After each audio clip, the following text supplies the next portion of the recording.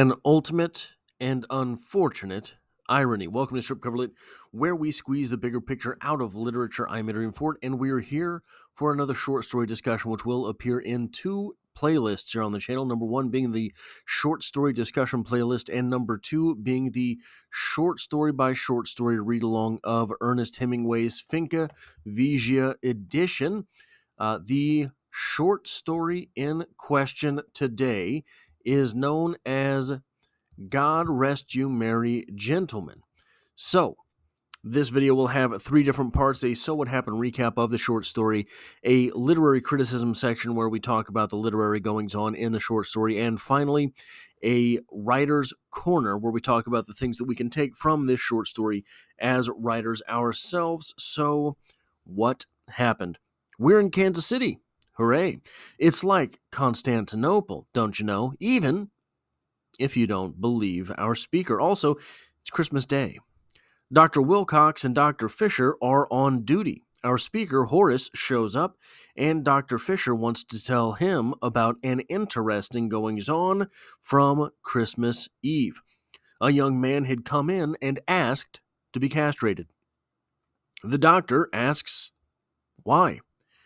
He says, the young man does, that he has too many lustful thoughts. It isn't pure, and the doctor says that's fine, that's the way you're supposed to be. That is just what happens. So you won't help me, he asks. The boy pleads after this, and the doctor says no one will. There isn't anything wrong with you. The boy leaves in a huff. Well, 1 o'clock in the morning, the boy is brought back in. He'd done it himself. Well, he thought he did anyway. Turns out he didn't know what castrate meant. He cut off his penis instead of his testicles. Dr. Fisher takes a jab at Dr. Wilcox, saying that Dr. Wilcox panicked because that case wasn't covered in the handy-dandy pocket manual that Dr. Wilcox carries. And then they fight a little bit like a married couple. So, what is to do about this short story? Well, there's a lot of things in here. It's a short story. It's 4 pages, and most of it is dialogue with a little bit of description of Kansas City and Wolf Brothers Saloon. I don't know if that was a real thing, but Wolf Brothers Taylor certainly was. So an interesting bit from the history of Kansas City here. Wolf Brothers, I think, was in Kansas City from like 1892 through 1992 or something crazy like that. A very long-lived bit of history from Kansas City. Now, the first thing to talk about here, in my opinion, is this. There is a lot of attention brought to the religion of the doctors and the difference in their religions. Why? What's the point to be made there? Well, I think part of the argument here is just this. Look,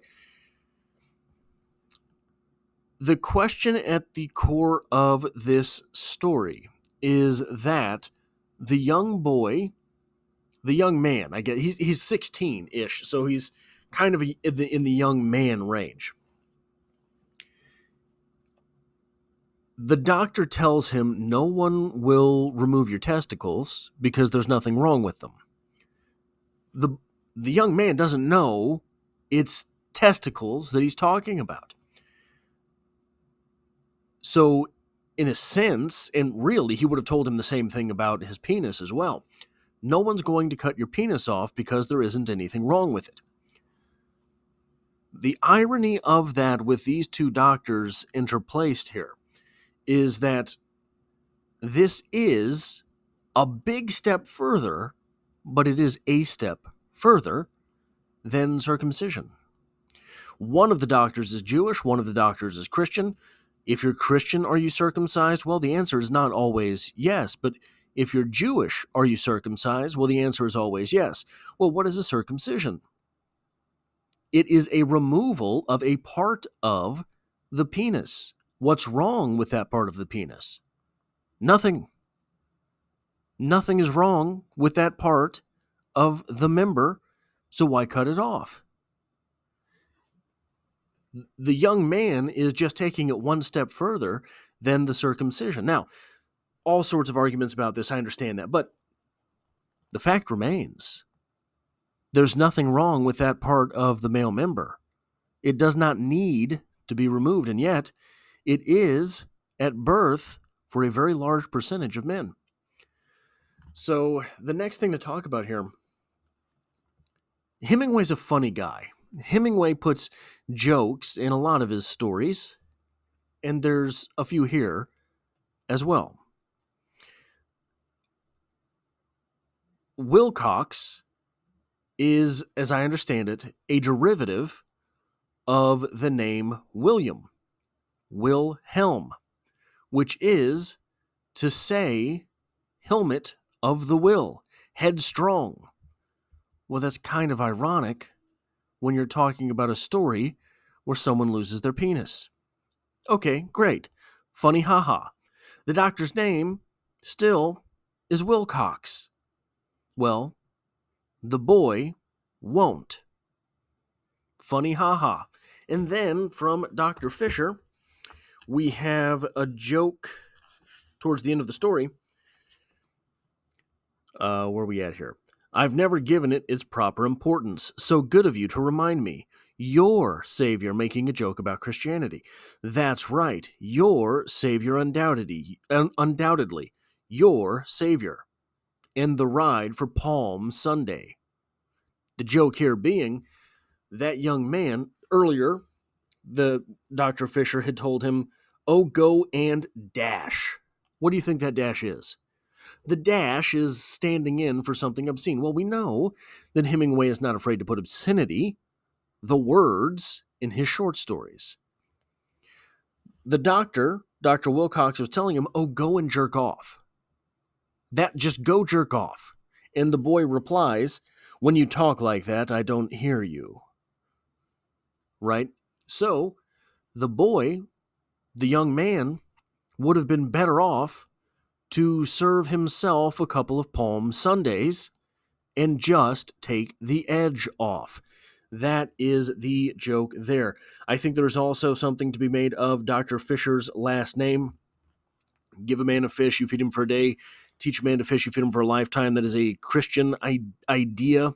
I believe it's Christian. It might be as old. It might be in the Old Testament. I'm not sure. I don't know exactly where that is in the Bible. But either way, I think that there is something to be made there, but I just didn't get far enough to really understand that. So here's the second worst part of this story. So the first worst part is obviously dismemberment, unmanning, if you will. The second worst part of this is the boy comes in. He is distraught because he has too many lustful thoughts. He wants the lustful thoughts to go away. He removes his penis instead of his testicles. Well, the terrible part about that is testosterone doesn't come from the penis. So, still having his testicles, the young man will still have those thoughts. Having removed his penis, he does not have a pressure release valve. So the Palm Sunday would do him at this point no good. The question does remain, though, as to whether or not the young man will survive. The doctor seems to think that he has lost a lot of blood. He might not make it. So the next thing to talk about is that title. I have seen quite a bit of conjecture about what Hemingway is doing with the title there. I don't think we have to get all that sort of rambunctious with that question. I think the answer is pretty simple. This is the first verse from God Rest Ye Merry Gentlemen. God rest ye merry gentlemen, let nothing you dismay. Remember Christ our Savior was born on Christmas Day. So we're talking about a Christmas Day story here. To save us all from Satan's power. when we were gone astray. That's the whole thing about this short story here. It's these 3 lines. O tidings of comfort and joy, O tidings of comfort and joy. Instead, the young man might die. And then we have the question of Dr. Fisher's hands. It is noted earlier in the story when they are introduced that Dr. Fisher has gambler's hands. Dr. Fisher was thin, sand blonde, with a thin mouth, amused eyes, and gambler's hands. What does that mean? Later in the short story, Dr. Fisher said, looking at his hands that had, with his willingness to oblige and his lack of respect for federal statutes, made him his trouble. The conjecture about this part of the short story is that Dr. Fisher does abortions. That is what is being referred to with gambling with the life, gambling with his own future. If he gets caught doing this, he's in some trouble. And then not gambling, but the federal statutes against that sort of thing. Now, there are as well 2 writer's notes to be had from this short story. And the first one is this. What is the purpose of Horace in this short story? Horace is filtering this story to us through Horace from the doctors, right? Why not just put us with the doctors while these things are going on? Well, this is something that happens in Hemingway a lot. I think that it does Hemingway's powers a disservice. He is emasculating his own prose. But I think that what this is something vestigial from older types of storytelling. Many times in literature of old, we have a conduit like Horace here.